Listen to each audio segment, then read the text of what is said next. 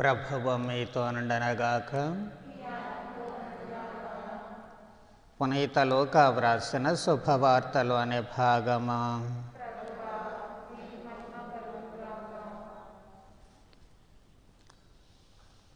14వ అధ్యాయము 25వ వచనము నుంచి 33వ వచనము వరకు. గొప్ప జనసమూహము యేసు వెంబడి వెళ్ళుచుండెను. ఆయన వెనుకకు తిరిగి వారితో ఇట్లనెను, నన్ను వెంబడింపగోరి తన తల్లిదండ్రులను, భార్యను, బిడ్డలను, అన్నదమ్ములను, అక్క చెల్లెండ్రను, కడకు తన ప్రాణమునైనను త్యజింపనివాడు నా శిష్యుడు కానేరడు. తన సిలువను ఎత్తుకొని నన్ను వెంబడింపనివాడు నాకు యోగ్యుడు కాడు. గోపురము కట్టదలచిన వాడు కూర్చుండి వ్యయము గుణించి దానిని పూర్తి చేయు సాధన సంపత్తి తన వద్ద ఉన్నదా లేదా అని పర్యాలోచన చేయడా? అటుల కాక పునాది వేసిన పిదప నిర్మాణము పూర్తి చేయజాలని ఎడల చూచువారు ఇతడు ఆరంభశూరుడే కాని కార్యసాధకుడు కాలేకపోయెను అని పరిహసించెదరు. ఒక రాజు యుద్ధమునకు వెళ్ళుటకు ముందు తన 20,000 సేనతో తనపై దండెత్తి వచ్చు శత్రురాజును తన 10,000 సేనతో ఎదుర్కొనగలనా అని ఆలోచించడా? అంత బలము లేని ఎడల శత్రురాజు సమీపింపక పూర్వమే రాయబారము పంపి అతనితో సంధి చర్యలు జరుపన. కనుక తన సమస్తమును త్యజించిన తప్ప ఎవడనూ నా శిష్యుడు కానేరడు. ఇది క్రీస్తు సువిశేషము.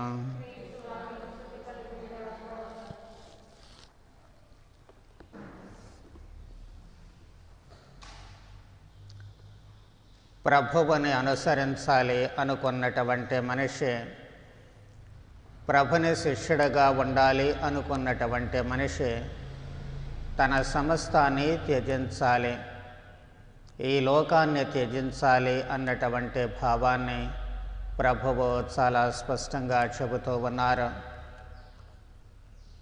మధ్యలో వెనుకకు తిరిగి వెళ్ళేటువంటి వ్యక్తి, సగం దూరం ప్రయాణం చేసి లేక అటు ఇటుగా జీవించేటువంటి వ్యక్తి పరము చేరడానికి లేక ప్రభుని శిష్యుడిగా ఉండేటువంటి అవకాశము లేదు అని ఖరాఖండిగా అంటూ ఉన్నారు.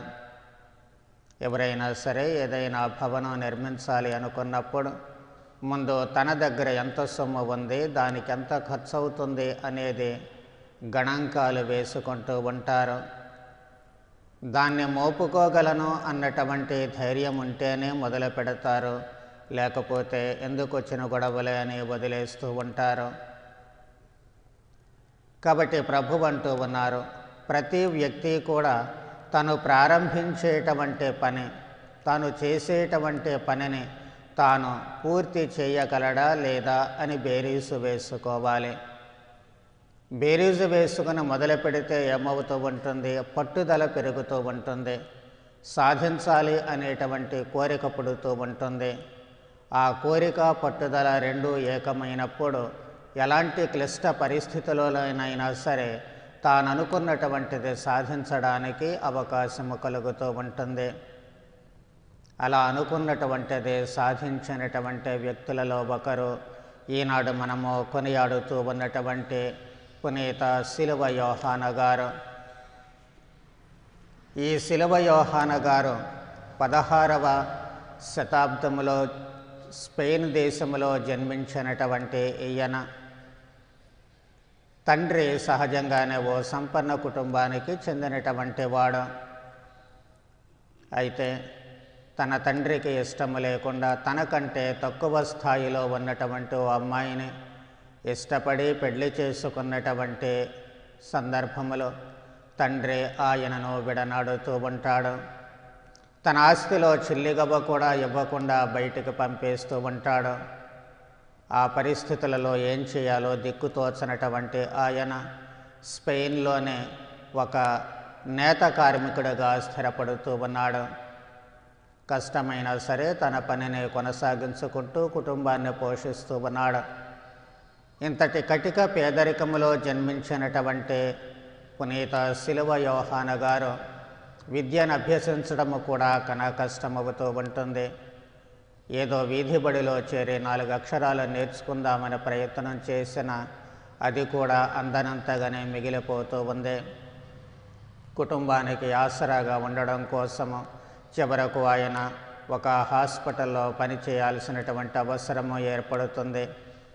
7 ఏళ్ల పాటు హాస్పిటల్లో పనిచేసేటువంటి నేపథ్యంలోనే అక్కడ దగ్గరలో ఉన్నటువంటి జేసు సభ గురువుల స్కూలుకు అప్పుడప్పుడు వెళ్ళి చదువుకుంటూ ఉండేవాడు. వాళ్ళు చేరదీసి ఆ విద్యాభ్యాసాన్ని ఆయనకు అవకాశం ఉన్నప్పుడల్లా అందిస్తూ ఉన్నారు. అదే ఆయనలో గురువు కావాలి అనేటువంటి ప్రేరణను పుట్టిస్తూ ఉంటుంది. తనకు 21 సంవత్సరాలు వచ్చినప్పుడు కార్మెల్ సభలో చేరుతూ ఉన్నారు. ఆ తర్వాత దాదాపు 4 సంవత్సరాల పాటు ఆయన తన చదువున గురు విద్యను పూర్తి చేసుకుని గురువుగా అభిషేకింపబడుతూ ఉన్నారు.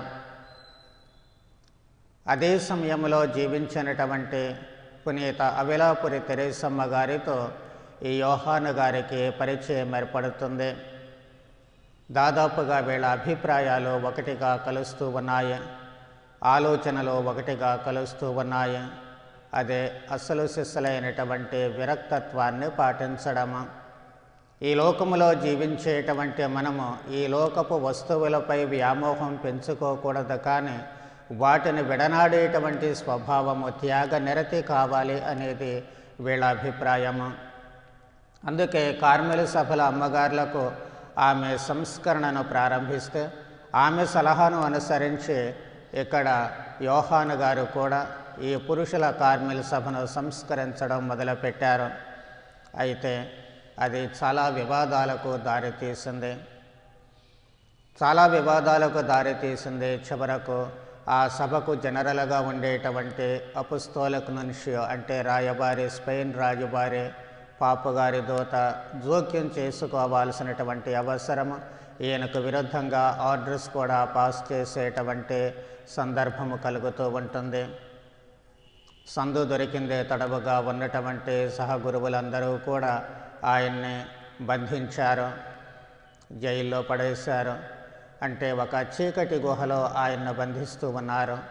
ఆ చీకటి గుహలోనే ఆయన కాలం గడుపుతూ ఉన్నారు. వచ్చినటువంటి వాళ్ళు తిడుతూ ఉన్నారు, కొంతమంది కొట్టారు కూడా. కొట్టని వాళ్ళు, తిట్టని వాళ్ళు అక్కడెవరూ కనిపించరు. అయినప్పటికీ ఆ చీకటి గుహలోనే ఆయన తన ఆధ్యాత్మికతను పెంపొందించుకోవడానికి ప్రయత్నం చేశారు. తనలో ఉన్నటువంటి పట్టుదల, ఇహలోకాన్ని సమస్తాన్ని వదిలివేసి ప్రభువు చెప్పినటువంటి ఆ మాటలను తూచా తప్పకుండా పాటిస్తూ పరిపక్వతను సాధించాలి, పరిపూర్ణతను సాధించాలి. ఈ లోక వస్తువులను అంటిపెట్టుకుని ఉన్నట్లయితే మనిషి ఎక్కడే మిగిలిపోతాడు, కానీ పరం చేరడానికి, ప్రభుని శిష్యుడిగా మారడానికి అవకాశము ఉండదు అనేది ఆయన భావము. ఆ భావము తాను అక్కడ ఉన్నప్పుడు, అంటే ఆ చీకటి గుహలో ఉన్నప్పుడు మరింత ఎక్కువగా ప్రబలుతూ ఉంటుంది. అక్కడే ఆయన ఆధ్యాత్మికత కాస్త మెరుగుపడుతూ ఉంటుంది. కొంతకాలానికి అక్కడ నుంచి ఆయన ఏదో రకంగా రహస్యంగా పారిపోతూ ఉంటారు. బయటికి వచ్చిన తర్వాత మళ్ళీ తిరిగి తాను సంస్కరించి విడిగా స్థాపించినటువంటి ఆ కార్మెల్ సభకు ఆయనే రీజనల్ సుపీరియర్గా అవుతూ ఉన్నారు. కానీ ఇల్లలకగానే పండగ కాదు అన్నట్లుగా ఆయన అక్కడ అధికారంలోకి వచ్చినా సరే సహగురువుల తోడ్పాటు లేకుండా పోయింది. ఆయన పెట్టినటువంటి ఆ కఠిన నిబంధనలు అనుసరించడానికి ఎవరికీ కూడా మనస్కరించడం లేదు. అందుకే మళ్ళీ అంతర్యుద్ధం మొదలైంది. వాళ్ళందరూ కలిసి చివరకు ఆయన మీద లేనిపోని అపవాదులు వేసి పదవీచ్యుతిని చేసి అక్కడ నుంచి ఎక్కడో సుదూర ప్రాంతంలో ఉన్నటువంటి ఒక మారుమూల ఆశ్రమానికి ఆయన్ని పంపేస్తూ ఉన్నారు. ఎవరో పట్టించుకోలేదు, వదిలివేశారు. అదే సమయంలో ఆయన జ్వరం బారిన పడుతూ ఉన్నారు. దాదాపు ఒక అనాథలా వదిలివేశారు. పట్టించుకునే దిక్కు లేకుండా పోయింది.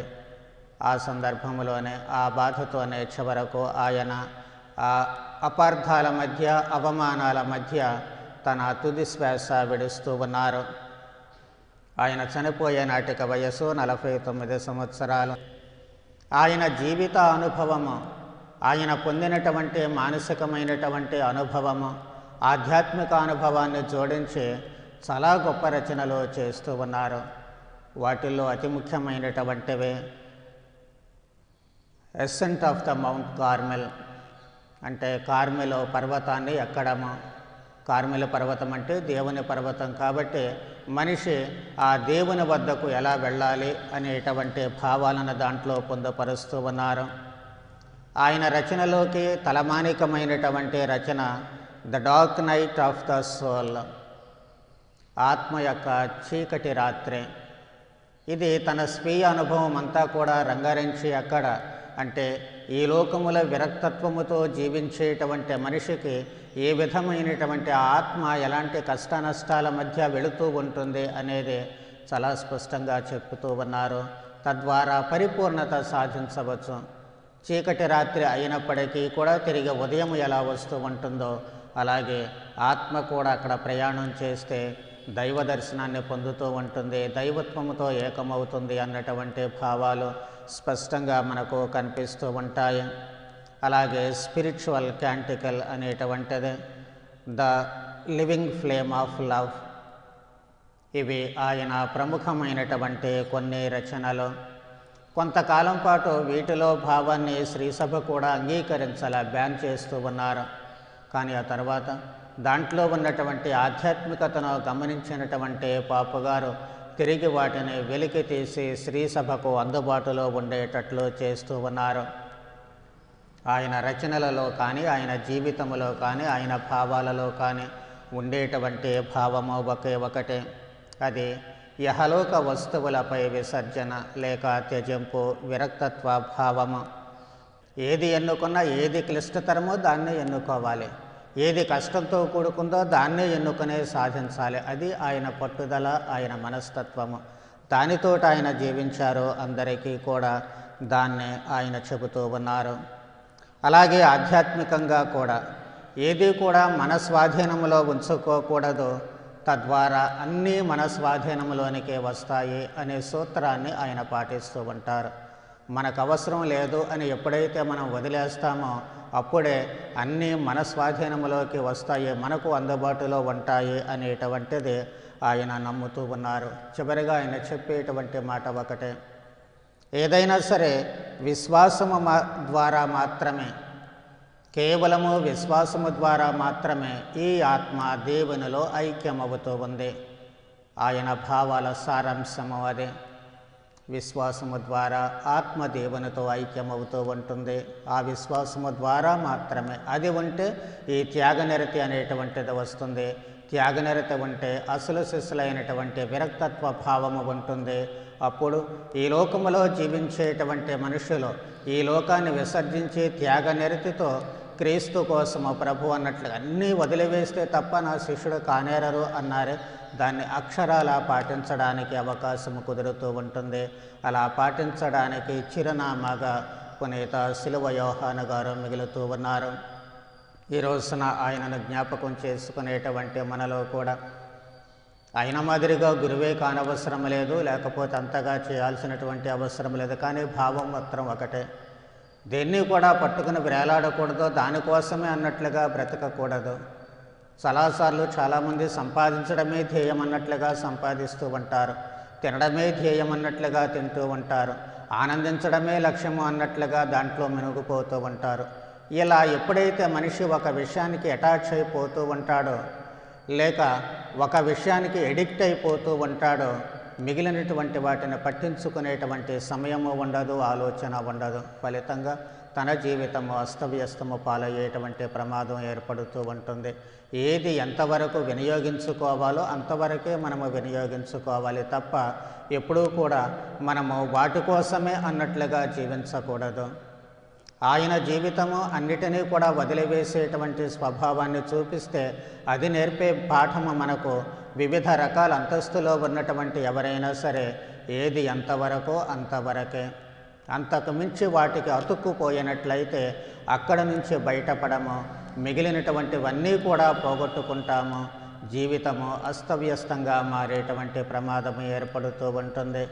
కాబట్టి ఆధ్యాత్మికతలో పెంపొందించుకోవడానికి, క్రీస్తుతో ఏకత్వాన్ని చెందడానికి, పరిపూర్ణతను సత్వరగతిని సాధించుకోవడానికి ఈ విరక్తత్వము అనేటువంటి గుణాన్ని ఏ అంతస్తులో ఏ జీవిత బాటలో ఉన్నటువంటి వారమైనా సరే అనుసరించడానికి కావలసినటువంటి వరానుగ్రహాలు దయచేయమని ఈ పునీతుని ద్వారా ప్రార్థన చేద్దాం. పితా పుత్ర పవిత్రాత్మ నామమున.